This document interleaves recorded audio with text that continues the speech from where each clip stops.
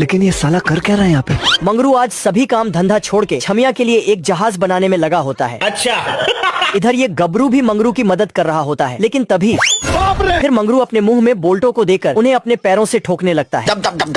फिर गबरू अपने जहाज में छेद कर रहा होता है तो वो मंगरू के पिछवाड़े पर अपनी मशीन को लगा देता है, जिससे गबरू के जहाज में अपने आप छेद होने लगते हैं। फिर मंगरू अपने जहाज की पकड़ी तैयार करके उस पे रंग करने लगता है। इधर ये गबरू मंगरू का जहाज तोड़ने के लिए उसके जहाज पर बम को लगा के आ जाता है, जिससे मंगरू का सारा जहाज टूट जाता है। तभी मंगरू अपना शीला जीत खाकर शक्तिमान की स्पीड से अपने जहाज को फिर से पहले जैसा कर देता है। लेकिन ये साला कर क्या रहा है यहाँ पे? ये तेंदुआ चोरी के पैसों से आज अपने लिए एक कार खरीदने के लिए आया होता है। फिर तेंदुआ इस छोटी कार में बैठता है और उसको अच्छी तरह चेक करने लगता है।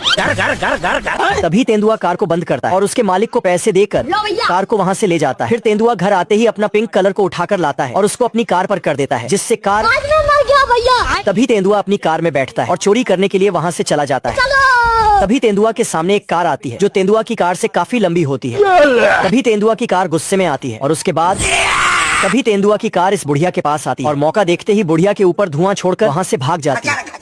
लेकिन ये साला कर क्या रहा है यहाँ पे? ये तेंदुआ सस्ता नशा करके आज दूसरों के घर में सोने के लिए आता है। बहुत मजा आ रहा है यार। तभी तेंदुआ अपने कपड़े उतारता है और नहाने के लिए बाथरूम में चला जाता है। फिर तेंदुआ नहा धोकर शीशे के पास जाता है और जाकर अपनी दाढ़ी मूंछें बनाने लगता है। अच्छा।